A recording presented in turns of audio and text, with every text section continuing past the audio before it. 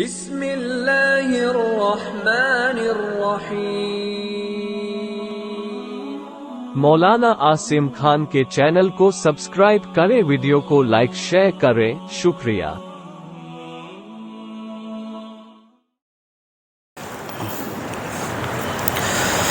نحمده ونصلي على رسوله الكريم اما بعد فاعوذ بالله من الشيطان الرجيم بسم الله الرحمن الرحيم قل ان كنتم تحبون الله فاتبعوني يحببكم الله ويغفر لكم ذنوبكم آمنت بالله صدق الله مولانا العظيم وصدق رسوله النبي الكريم ونحن على ذلك من الشاهدين والشاكرين والحمد للہ رب العالمین۔ میرے محترم بزرگوں، بھائیوں اور دوستوں، عشق رسول صلی اللہ علیہ وسلم کی اہمیت سے متعلق بیان کا سلسلہ چل رہا ہے۔ گزشتہ ہفتوں میں نے یہ بات آپ کے سامنے رکھی تھی کہ عشق رسول صلی اللہ علیہ وسلم میں صحابہ کرام رضوان اللہ علیہ مجمعین سب سے آگے بڑھے ہوئے ہیں، اور پھر صحابہ کرام رضوان اللہ علیہ مجمعین میں بھی سیدنا ابو بکر صدیق رضی اللہ تعالی عنہ، اسی طرح سیدنا عمر فاروق رضی اللہ تعالی عنہ، اسی طرح سیدنا عثمان غنی رضی اللہ تعالی عنہ، اسی طرح سیدنا علی کرم اللہ وجہہ، یہ چار وہ حضرات ہیں جو صحابہ کرام رضوان اللہ علیہم اجمعین میں بھی عشق رسول صلی اللہ علیہ وسلم میں سب سے آگے ہیں۔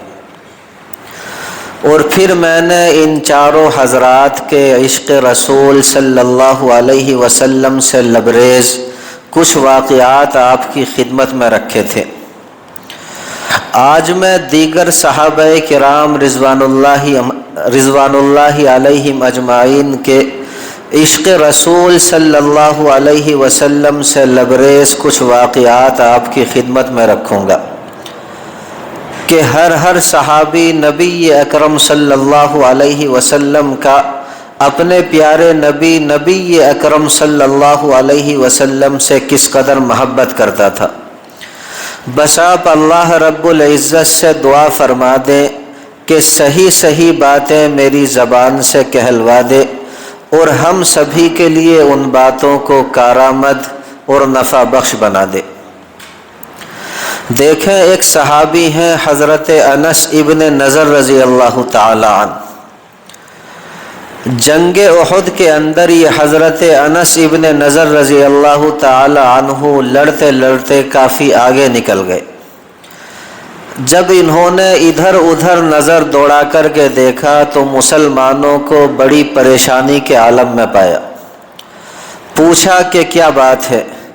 تو صحابہ کرام رضوان اللہ علیہ مجمعین نے کہا کہ بھائی، ہم جن کے لیے لڑتے تھے وہی نہ رہے، اب لڑ کر کے کیا کریں گے؟ یعنی سرکار دو عالم صلی اللہ علیہ وسلم شہید ہو گئے، کیونکہ جنگ احد کے اندر نبی اکرم صلی اللہ علیہ وسلم کی شہادت کی افواہ پھیلا دی گئی تھی۔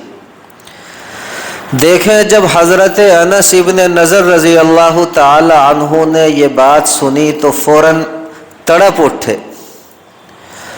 اور تڑپ کر کے کہنے لگے کہ لوگوں، نبی اکرم صلی اللہ علیہ وسلم کے بعد ہم زندہ رہ کر کے کیا کریں گے؟ یعنی نبی اکرم صلی اللہ علیہ وسلم کے بعد زندہ رہ کر کے کیا فائدہ؟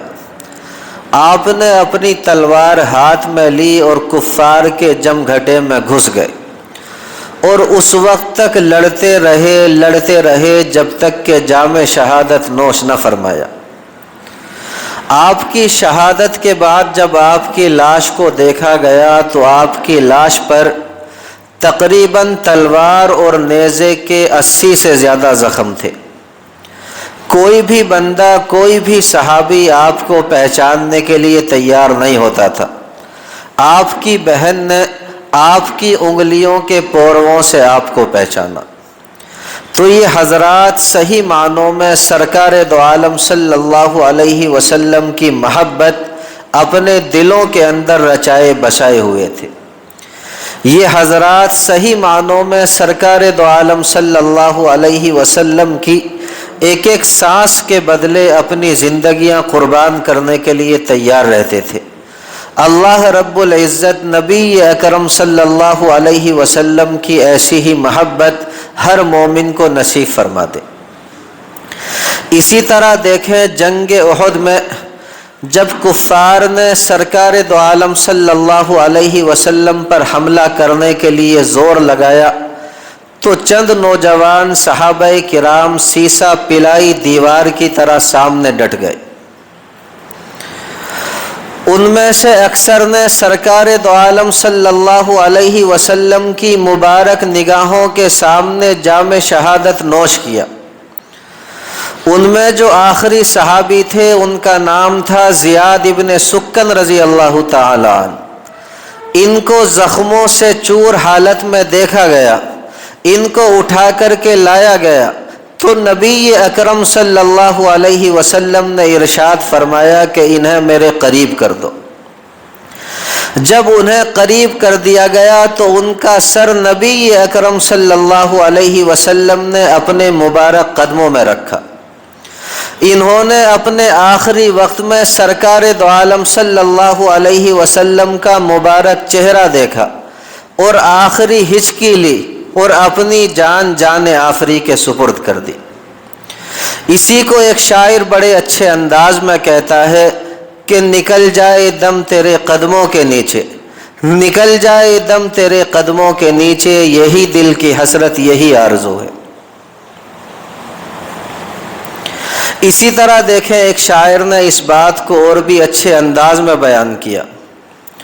اس نے یوں کہا کہ محمد عربی صلی اللہ علیہ وسلم کو مخاطب کرتے ہوئے کہا کہ آپ کے مبارک قدم ہو اور میری تار زندگی ٹوٹے، یا پھر آپ کہیں کہ تیرے قدموں میں سر ہو اور میری تار زندگی ٹوٹے، یہی انجام الفت ہے، یہی مرنے کا حاصل ہے۔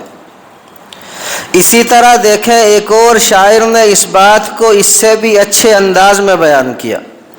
اس نے نبی اکرم صلی اللہ علیہ وسلم کو مخاطب کرتے ہوئے کہا کہ تیری معراج کے تو لوح و قلم تک پہنچا، تیری معراج کے تو لوح و قلم تک پہنچا اور میری معراج کے میں تیرے قدم تک پہنچا۔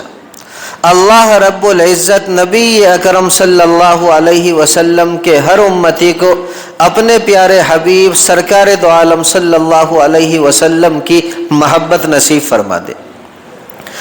دیکھیں صحابہ کرام رضوان اللہ علیہم اجمعین کا عشق رسول صلی اللہ علیہ وسلم دیکھنا ہو تو آپ میرے پیارے بھائیوں بخاری شریف پڑھیں۔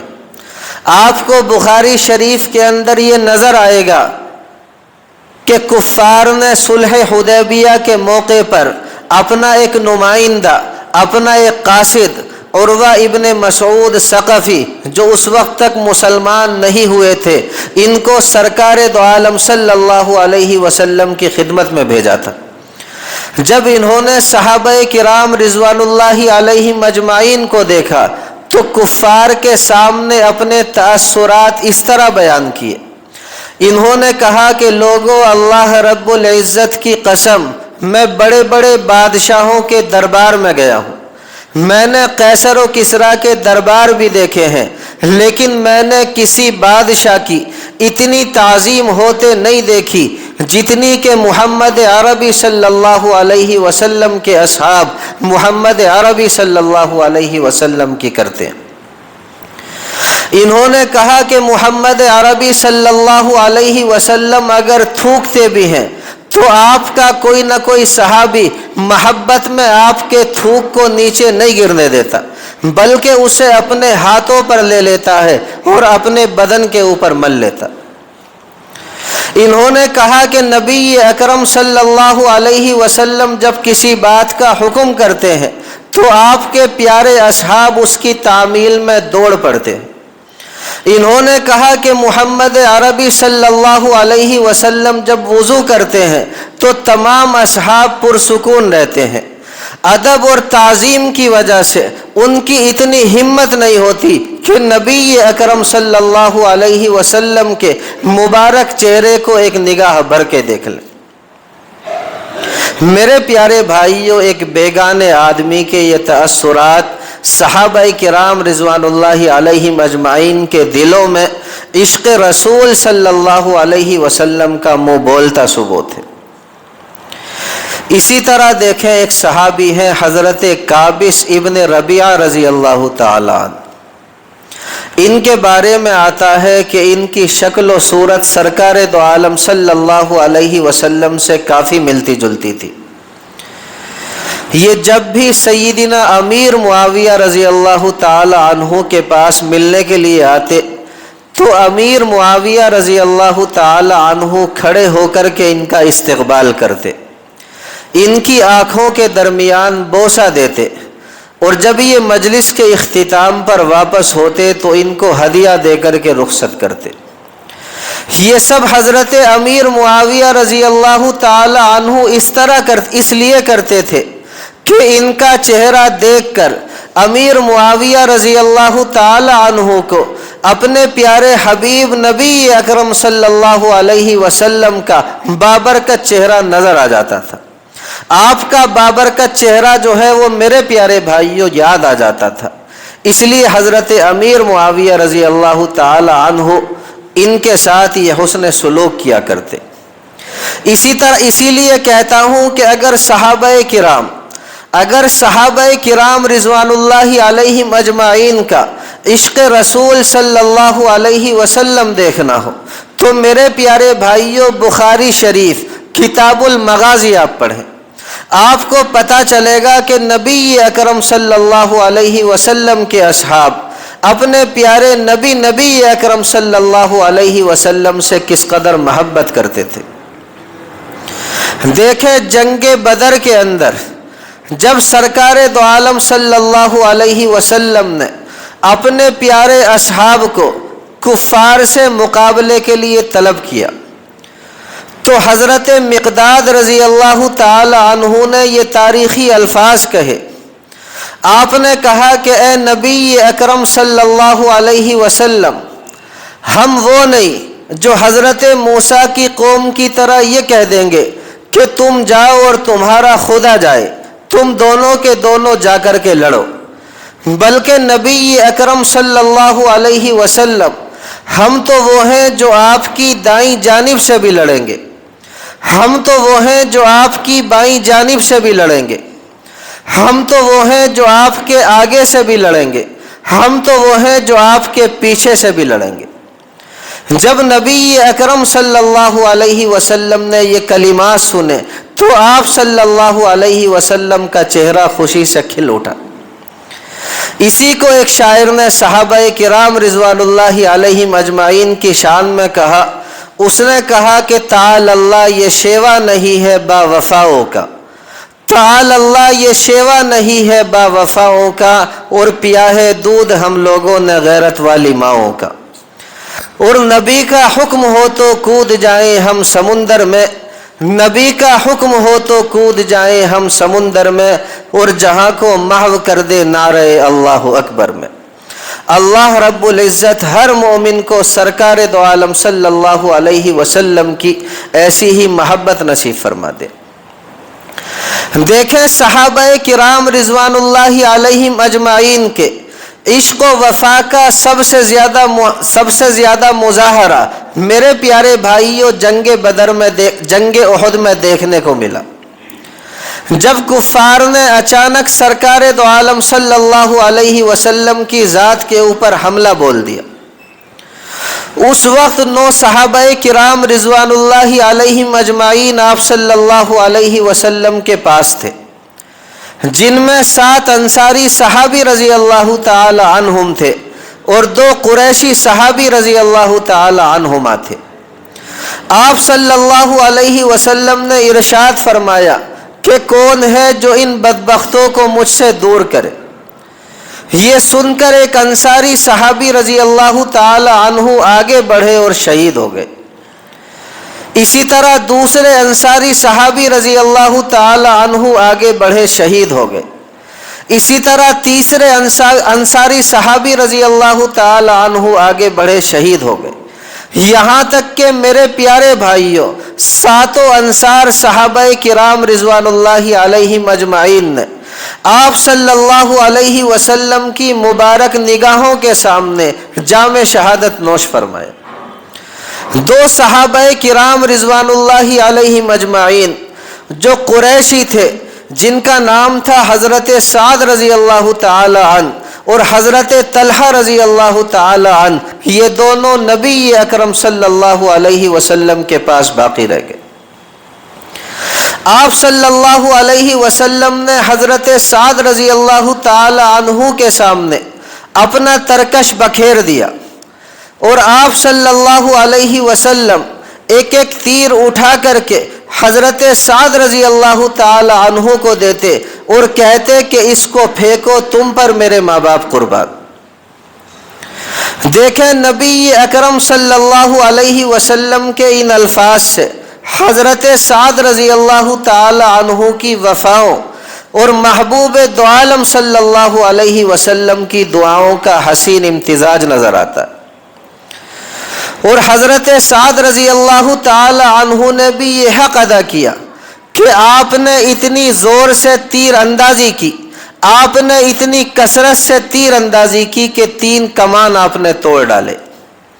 اور نبی اکرم صلی اللہ علیہ وسلم آپ کی اوٹ لے کر جب بھی اپنا سر مبارک اوپر اٹھا کر کے دیکھتے تو حضرت سعد رضی اللہ تعالی عنہ بڑے پیار سے عرض کرتے، اے نبی اکرم صلی اللہ علیہ وسلم، آپ اپنا مبارک سر اوپر نہ اٹھائیں، کہیں ایسا نہ ہو کہ کسی دشمن کا تیر آپ کو لگ جائے۔ میرے پیارے بھائیوں، کائنات کے اندر آپ کہیں بھی ایسی محبت نہیں دکھا سکتے جیسی صحابہ کرام رضوان اللہ علیہم اجمعین اپنے پیارے حبیب سرکار دو عالم صلی اللہ علیہ وسلم سے کرتے تھے۔ اس لیے کہتا ہوں کہ اگر کسی مومن کو اس محبت کی ایک جھلک بھی نصیب ہو جائے تو سمجھ لیجئے کہ اس کی دنیا بھی سنور گئی، آخرت بھی سنور گئی۔ اللہ رب العزت ہر مومن کو سرکار دو عالم صلی اللہ علیہ وسلم کی ایسی ہی محبت نصیب فرما دے۔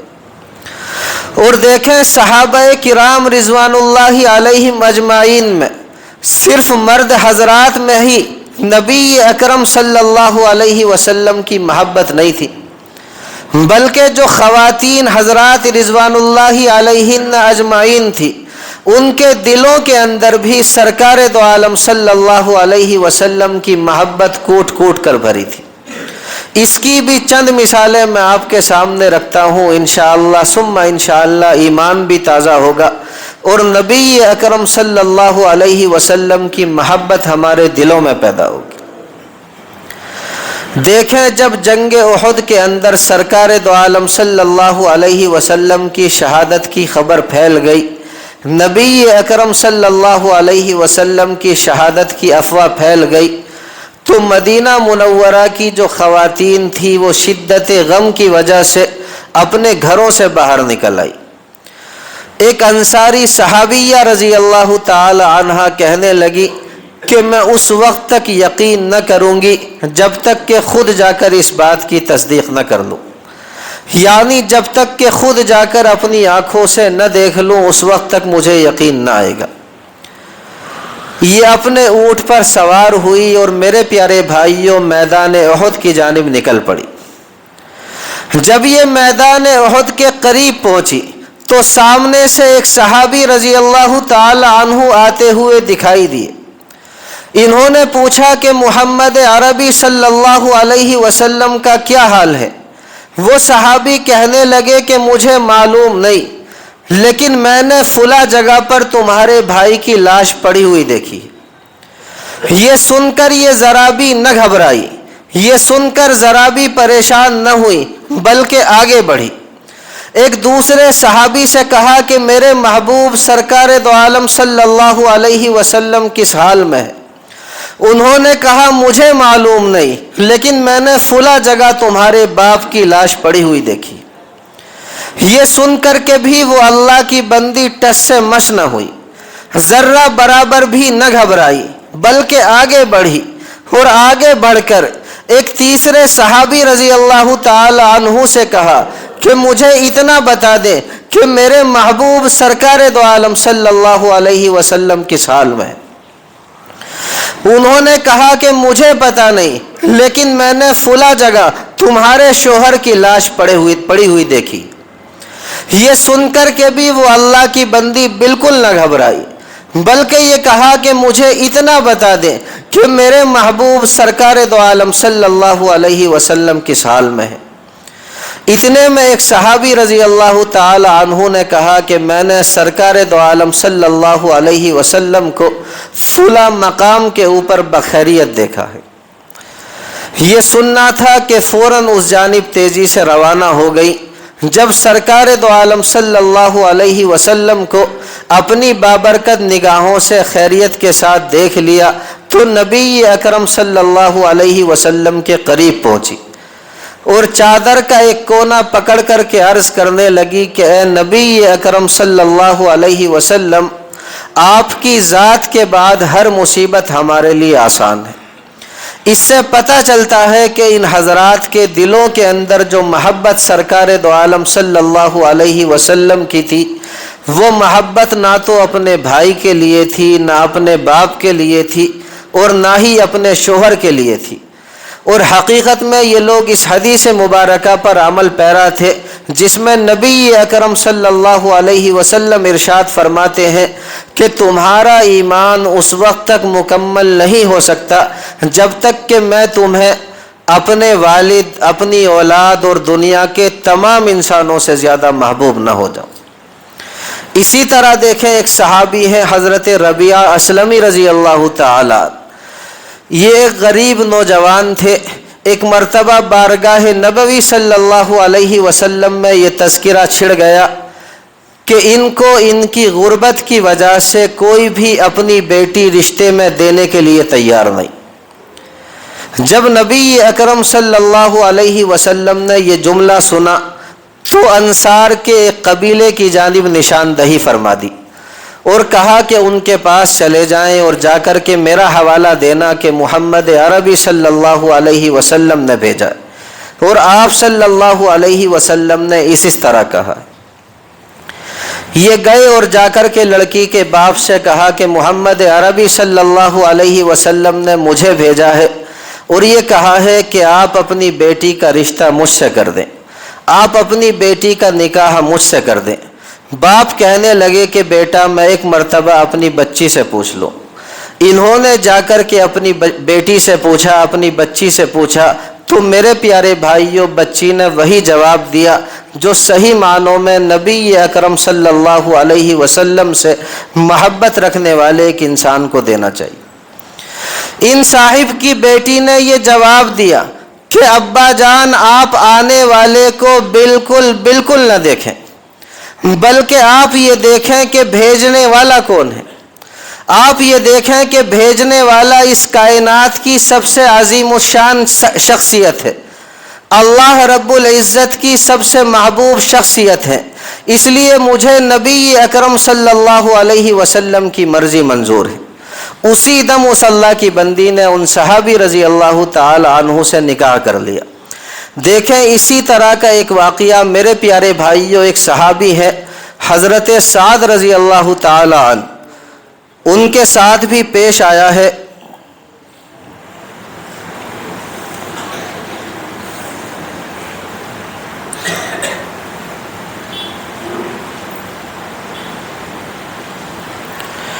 حضرت سعد رضی اللہ تعالی عنہ کے ساتھ بھی پیش آیا ہے، جس کو میرے پیارے بھائیوں ایک شاعر نے نظم کے انداز میں بڑے عمدہ پیرائے میں پیش کیا ہے۔ میں آپ کے سامنے وہ اشعار پیش کروں گا، جتنی توجہ کے ساتھ سنیں گے انشاءاللہ ثم انشاءاللہ مجھے اللہ رب العزت کی ذات سے امید ہے کہ ہمارا ایمان تازہ ہوگا اور ہمیں یہ پتہ چلے گا کہ صحابہ کرام رضوان اللہ علیہ مجمعین نبی اکرم صلی اللہ علیہ وسلم سے کس درجہ محبت رکھتے تھے، اور ان واقعات کو سن کر انشاءاللہ ثم انشاءاللہ ہمارے دلوں میں بھی نبی اکرم صلی اللہ علیہ وسلم کی محبت پیدا ہوگی۔ دیکھیں، شاعر کہتا ہے کہ ایک بندہ سعد نامی آپ کا اصحاب تھا، ایک بندہ سعد نامی آپ کا اصحاب تھا، رنگ کا کالا تھا اور نقد میں نایاب تھا۔ ایک دن دریائے رحمت آ گیا یوں جوش میں، ایک دن دریائے رحمت آ گیا یوں جوش میں، سعد کو بیٹھے بٹھائے لے لیا آغوش میں۔ سعد تو نے اپنی شادی آج تک کی یا نہیں؟ سعد بولا رشتہ کوئی کالے کو دیتا نہیں۔ چونکہ یہ سیاہ فام تھے، کالی رنگت تھی ان کی، اس وجہ سے کوئی بھی اللہ کا بندہ اپنی بچی ان کو رشتے میں دینے کے لیے تیار نہیں تھا۔ یہ سعد رضی اللہ تعالی عنہ خود فرماتے ہیں کہ ایک لڑکی خود میرے چچا کے یہاں موجود ہے، میں تو کوشش کر چکا لیکن وہاں بے سود ہے۔ جب بھی جاتا ہوں وہاں لے کر میں خود اپنا پیام، جب بھی جاتا ہوں وہاں لے کر میں خود اپنا پیام، دھکے ملتے ہیں مجھے سنتا ہوں باتیں بے لگام۔ آگے فرماتے ہیں بد شکل بد رنگ ہونا اس میں میرا چارہ کیا، بد شکل بد رنگ ہونا اس میں میرا چارہ کیا، میں نے ہے وہ رنگ پایا جو مجھے رب نے دیا۔ کالے گورے کا خیال آتے ہی جذبہ آ گیا، کالے گورے کا خیال آتے ہی جذبہ آ گیا، جوش میں آ کر اسی دم آپ نے فرما دیا، سعد میں نے آج تیرا عقد اس سے کر دیا، اپنے چچا جی کو جا کر یہ خبر جلدی بتا۔ سعد نے سن کر نبی کی گفتگو پرواز کی، اپنے چچا جان کے دروازے پر آواز دی۔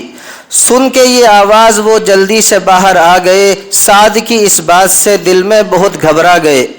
بولے تو ہے رنگ کا کالا اور مفلس غریب، بولے تو ہے رنگ کا کالا اور مفلس غریب، میں تجھے لڑکی دوں اپنی یہ کہاں تیرا نصیب۔ بولے تو ہے رنگ کا کالا اور مفلس غریب، میں تجھے لڑکی دوں اپنی یہ کہاں تیرا نصیب۔ سعد کے چچا عمرو ابن وہب بولے بے حجاب، بھاگ جاؤ در سے میرے ورنہ کر دوں گا خراب۔ سعد بولے اپنی مرضی سے تو میں آیا نہیں، مصطفیٰ نے بھیجا تھا اور اب بھی جاتا ہوں وہیں۔ سعد تو یوں ڈر سے واپس آ گئے سوئے جناب، اور گئے اندر چچا کھاتے ہوئے کچھ پیچ و تاب۔ لڑکی ان کی سن چکی تھی سعد کے سارے جواب، لڑکی ان کی سن چکی تھی سعد کے سارے جواب، بولی ابا خیر تو ہے اور کیوں تھا غصے کا خطاب۔ باپ بولا سعد حبشی میرے در پر آیا تھا، باپ بولا سعد حبشی میرے در پر آیا تھا، اور تجھ سے شادی کا پیغام مجھ تک لایا تھا۔